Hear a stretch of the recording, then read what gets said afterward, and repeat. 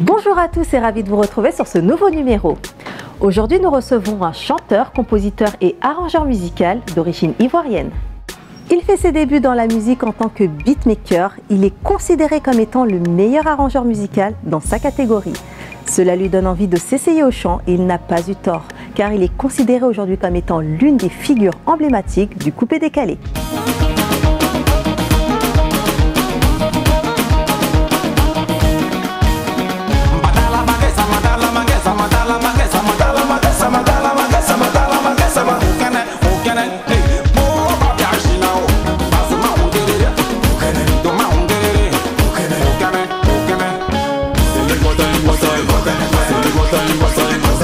Il est repéré par Dougsaga en 2007 et un véritable phénomène est né, la Benomania. L'afropop et le coupé-décalé sont sa spécialité. Il nous a fait le plaisir d'être avec nous. Notre invité de la semaine est Serge Beno.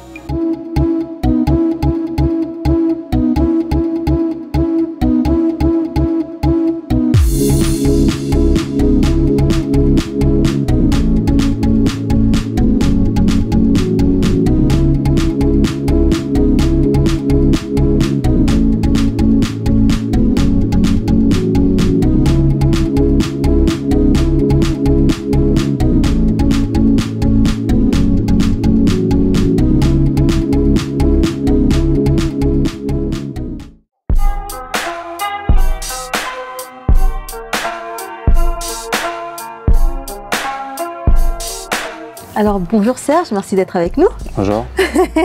Alors tu as 28 ans, tu es originaire de la Côte d'Ivoire où tu as grandi d'ailleurs dans la commune de Yopougon. Si. Donc tu as découvert la musique vers l'âge de 7 ans. Tu t'attennais sur l'ordinateur de ton père. Ouais. Tu es aussi beatmaker, donc arrangeur musical depuis plusieurs années pour divers artistes. Ouais. Et en 2009, tu décides de te lancer dans le chant.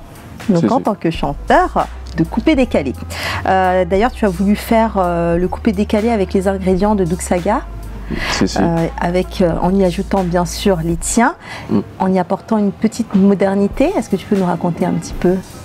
Je suis, comme tu l'as dit, de l'époque de Dougsaga, donc j'ai été influencé par cette musique-là que Dougsaga venait de créer, ce mouvement qui est le coupé-décalé.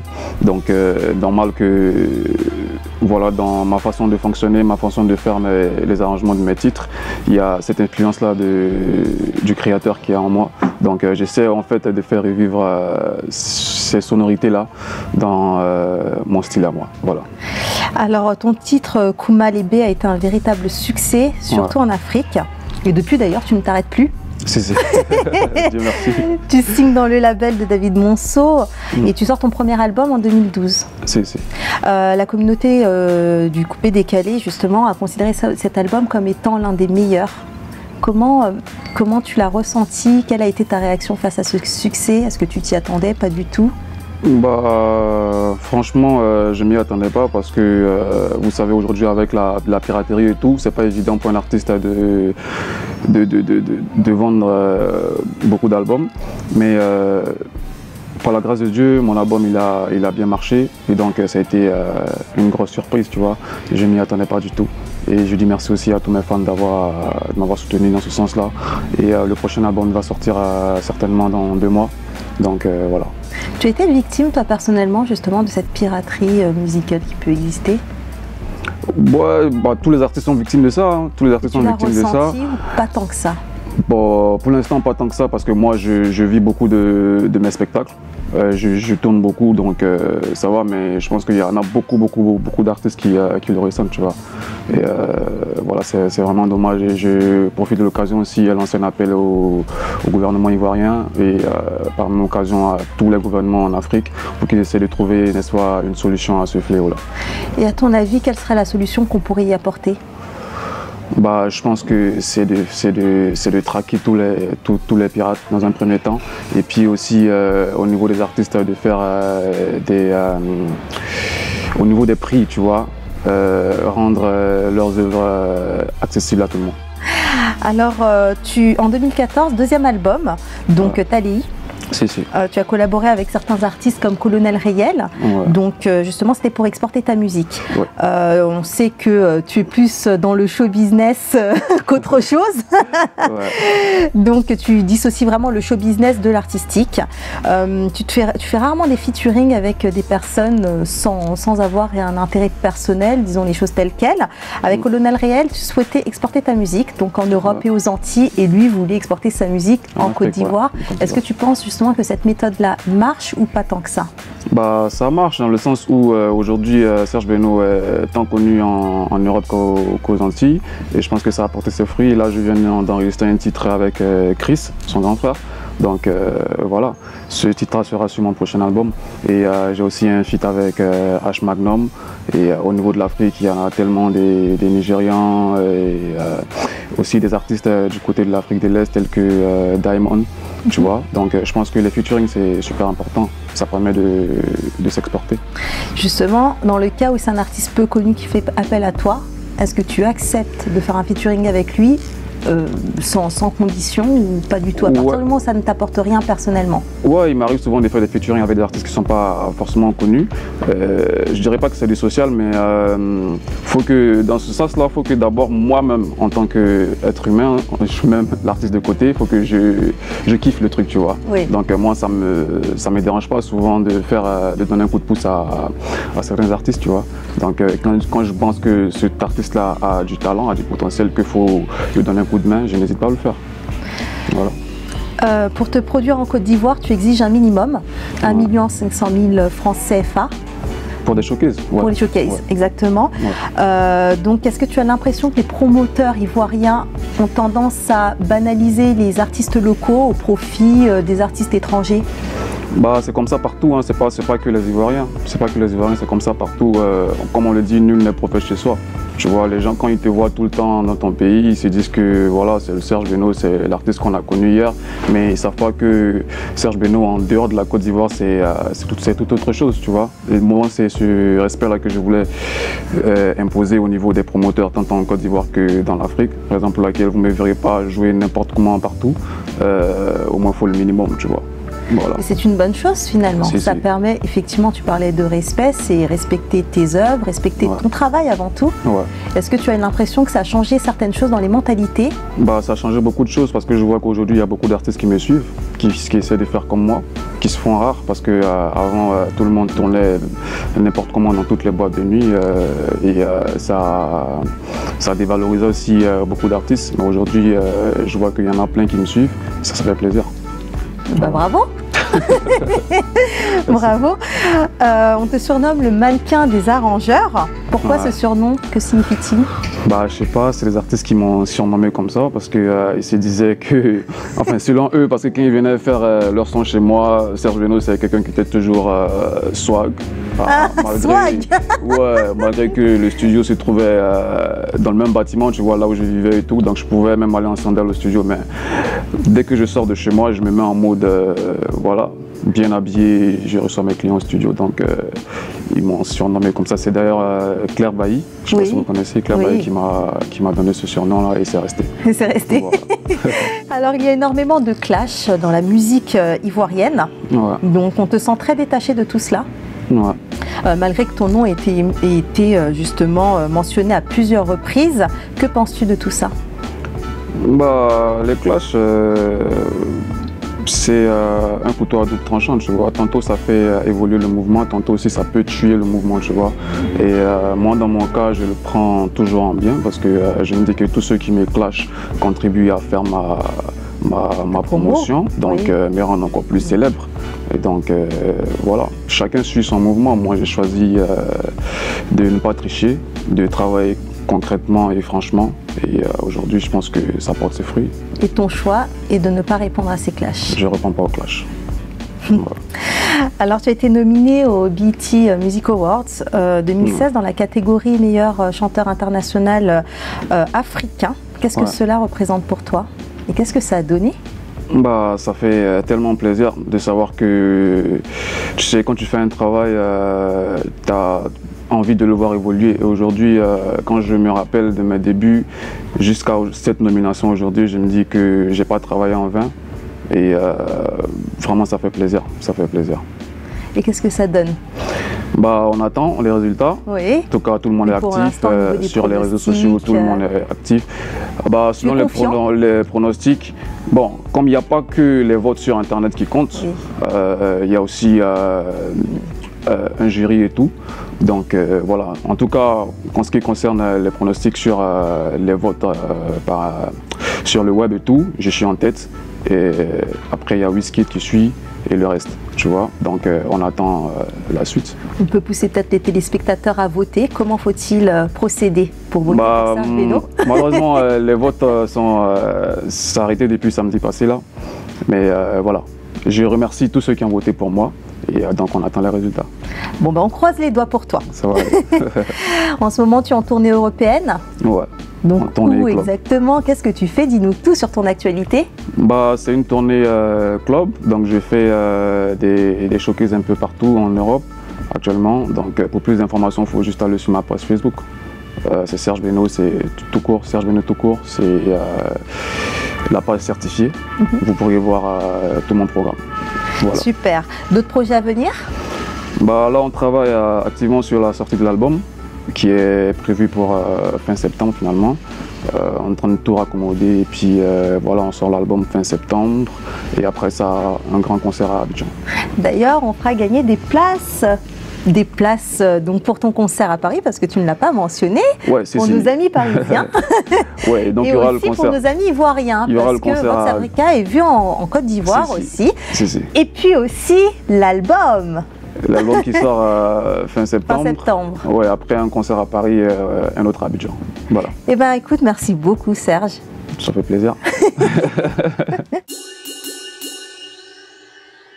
Alors Serge, un petit rituel s'impose en seconde partie d'émission. D'accord.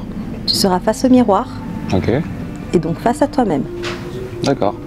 Ton alter ego est celui qui te connaît le mieux, le plus, m'a chargé de te poser quelques questions.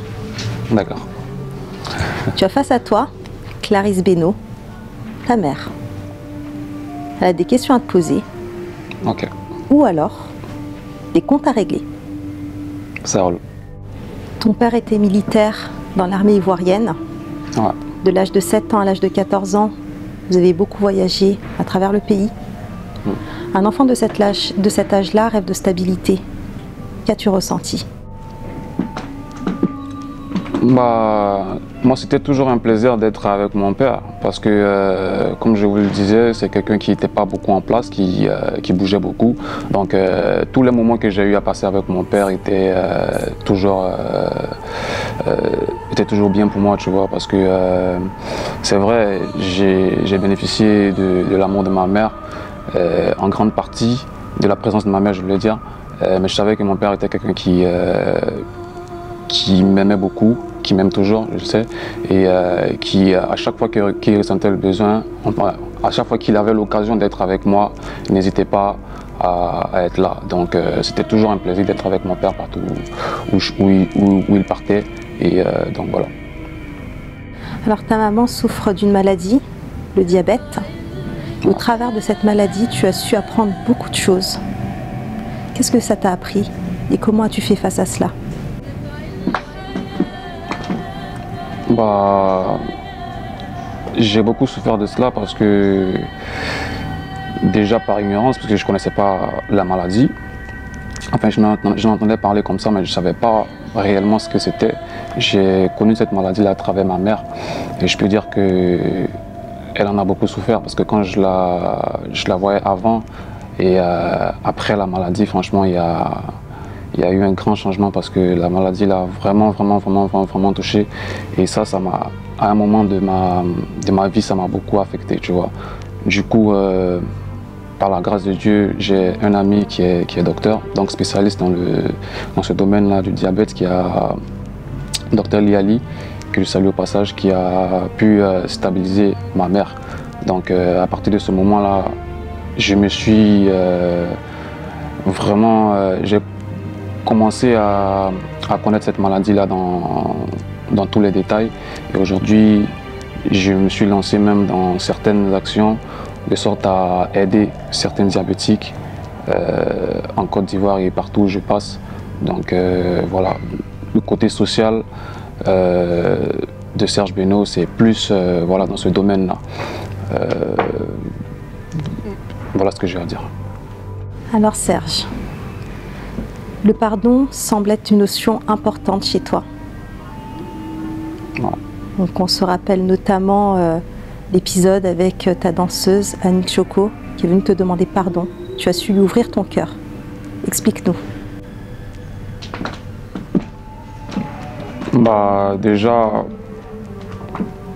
comme vous l'avez dit, le pardon, c'est une priorité pour moi. D'autant plus que moi, j'ai grandi dans une famille chrétienne et nous, on nous a appris ça depuis le bas âge, à toujours pardonner, quelle que soit la faute commise par celui qui t'a offensé. Il faut toujours pardonner et laisser Dieu faire juger la personne, vous comprenez? Donc moi, je suis rien pour garder rancune et c'est de ma nature de toujours pardonner à tous ceux qui me font du mal. Donc voir Annick Choco, franchement, il y a eu beaucoup d'émotions. J'ai failli même pleurer au concert parce que je m'attendais à tout sauf ça. Quand je l'ai vue monter sur la scène, c'était, laisse tomber, c'était inexplicable. Le sentiment que j'ai ressenti et en même temps j'étais tellement fier d'elle, parce que c'est pas facile de le faire et elle a réussi à le faire devant, il y avait quoi, il y avait près de 10 000 personnes ce jour-là. Venir demander pardon comme ça, franchement il n'y avait pas mieux et ça m'a vraiment touché et depuis lors elle m'en a gardé de bons rapports, elle est même signée dans mon label et tout, donc j'essaie de faire ce que je peux pour la pousser au niveau de sa carrière. Hier on était, enfin m'a appelé hier, elle est actuellement en Allemagne, donc elle sera par ici demain, donc pour une séance de travail et tout. Donc franchement, chapeau à Annick Choco pour ce grand pas qu'elle a fait. Et puis pour répondre aussi à votre question, le pardon pour moi, ça doit être une façon de vivre pour tout le monde. Vous voyez, parce que nul n'est parfait. Si on n'arrive pas à pardonner notre prochain, je pense qu'on ne pourra pas construire ce monde. Alors Serge, tu es face à ce miroir et tu devras nous révéler tes secrets les plus profonds. D'accord. Il y a beaucoup de questions qu'on se pose à ton sujet. Es-tu en couple aujourd'hui ou es-tu célibataire? Bah, je suis en couple.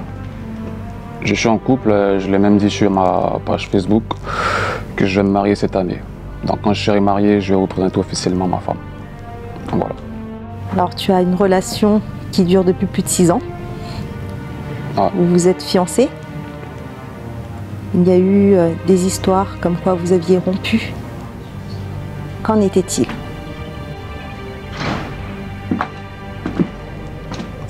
Bah, je pense que ça a été...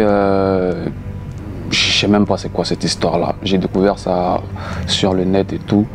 J'ai pas voulu apporter de démenti, tout ça, parce que bon, c'est n'importe quoi. Pour moi, les gens ils cherchent toujours à rentrer dans ma vie privée. Mais j'ai toujours mis une barrière entre ma vie professionnelle et ma vie privée. Donc ça fatigue un peu les hommes des médias. Donc à chaque fois, il faut toujours inventer des choses pour pouvoir me faire parler ou quoi que ce soit. Bon, bref, je vous ai dit, moi, ma vie privée, personne ne rentre là-dedans. Il y a d'autres qui ont choisi de communiquer sur leur vie privée. Franchement, je préfère vivre caché avec ma famille parce que nous, on a décidé de vivre comme ça. Donc, souffrez de ça. Alors Serge, tu as été victime de plusieurs rumeurs, dont celle de l'homosexualité et celle d'entretenir une relation avec ta danseuse Zota. Comment as-tu vécu cela? Bah, c'est comme je vous l'ai dit, moi, les rumeurs, tous ces diffamations et autres, je les prends toujours du bon côté parce que je me dis que ça me rend de plus en plus célèbre. Donc, celui qui veut parler, qu'il parle. J'ai pas besoin de me justifier sur quoi que ce soit, mais voilà, souvent il est important de clarifier les choses. Je l'ai dit à maintes reprises, je ne suis pas homosexuel, je ne suis pas contre l'homosexualité, je ne suis pas homophobe, je n'ai rien contre les homosexuels, mais moi, je ne suis pas homosexuel. J'ai ma petite vie avec celle que j'aime, on est tranquille, on n'a pas de problème. Si pour vous être marcher, parce que souvent il m'arrive d'être en compagnie des gens qui sont taxés d'homosexuels. Je me dis que c'est d'abord des êtres humains avant d'être des homosexuels, vous comprenez? Donc si il faut me juger par rapport à cela, moi je suis désolé, vous perdez votre temps, ok? J'ai ma vie, je vis tranquille, celui qui veut parler, il parle. Et voilà, c'est des choses qui ne m'atteignent pas. Et concernant Zota, il n'y a jamais eu de relation entre elle et moi, enfin des relations amoureuses. C'est juste ma danseuse. En fait, cette rumeur est partie du fait qu'on a fait l'affiche d'un magazine en Côte d'Ivoire où vraiment la photo qui était à la une du magazine laissait croire qu'on avait une relation, elle et moi. Donc, comme les titrologues, comme d'habitude, ils ne lisent pas, ils s'en tiennent à ce qu'ils voient sur juste la couverture. Donc la rumeur est partie comme ça. Et voilà, comme je vous ai dit aujourd'hui, toutes les rumeurs là, ça a aussi son côté positif parce que vous voyez aujourd'hui Zota est l'une des danseuses les plus célèbres. Alors Serge, on te sait généreux envers les orphelins, envers les malades, envers même ta danseuse qui avait été hospitalisée. D'où te vient cette notion de générosité et que ressens-tu quand tu fais preuve de générosité envers les gens? Bah, c'est le genre de choses, moi j'aime pas trop parler de ça, mais en fait moi, c'est ma nature, tu vois, de venir toujours en aide à tous ceux qui en ont besoin. C'est pas forcément le côté financier et autres, mais être toujours prêt pour son prochain. Ça, c'est une des choses les plus capitales dans ma vie, tu vois. J'ai grandi avec ça, tu vois. C'est une culture. Moi, en fait, dans la famille, tout le monde est comme ça. Nous, on est prêt à toujours se donner pour faire du bien aux autres. J'ai grandi avec ça et voilà. C'est juste moi, quoi. Alors Serge, pour finir, tu as 30 secondes pour rendre un hommage à ta maman, donc avec une chanson de ton choix. Donc je te laisse, donc ça peut être tout et n'importe quoi. Une chanson de mon choix. Ce que tu veux, c'est à toi. C'est à toi seul qu'appartient mon cœur, baby, collés serrés ensemble pour la vie. Oh ma maman, oh, c'est à toi seul qu'appartient mon cœur, baby, collés serrés ensemble pour la vie. Clarisse Beno. Je t'aime, maman. Alors Serge, Ouais. l'émission touche maintenant à sa fin. Ah, déjà? T'as passé un bon moment? Ouais, très bon moment, surtout en face du miroir. Tu as aimé finalement? Ouais, franchement, Tu étais sceptique pourtant. Non, oui, parce que je comprenais pas le concept en fait. Bah oui. Ouais, ça va, c'était bien. Ça va, ah, bah, ça fait plaisir. Mais avant ça, sache que l'invité de l'émission précédente a décidé de te poser une question ou alors de t'imposer un gage. Ta mission sera d'y répondre ou de l'accomplir. Regarde, ça se passe par ici. Prochain invité, je voudrais bien que les prochains invités m'interprètent Kao Koko Korobo de Papa Wemba. Bon courage. Il a dit quoi? Kao Kokoroko. Ouais, je connais la chanson. En tout cas, moi, je connais pas les paroles en lingala, mais le refrain, au moins, c'est je suis mannequin, tu es mannequin, il est mannequin, nous sommes mannequins, vous êtes mannequins, ils sont mannequins. Ah, c'est super bien fait, bravo. Franchement, génial. Mais écoute, on se fait la bise et merci d'avoir accepté l'invitation. Et on va se laisser sur un épisode en tout cas. Ça roule. Et encore merci.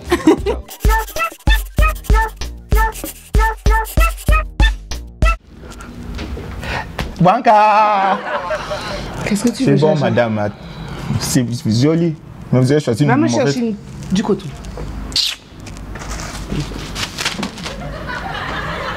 Madame, vous savez... Déjà, tu es en pause. Tu viens embêter les gens qui travaillent. Je suis pas en pause. Prends, mais tu as De la choisi une notion, mauvaise s'il te couleur. plaît. Merci. Bois de veine. Bois de veine. Le gel pour les mains. Hé, Blanca, ne profite pas de ma bonacité pour me ratiboiser mes barbes. Hein. Mademoiselle, un jour il faut que je vous drague. Hein. Retrouvez toute l'actualité de Serge Beno sur sa page officielle Facebook, Serge Beno. L'émission continue sur nos réseaux sociaux. Un grand merci à vous de nous avoir suivis et rendez-vous la semaine prochaine avec un nouvel invité.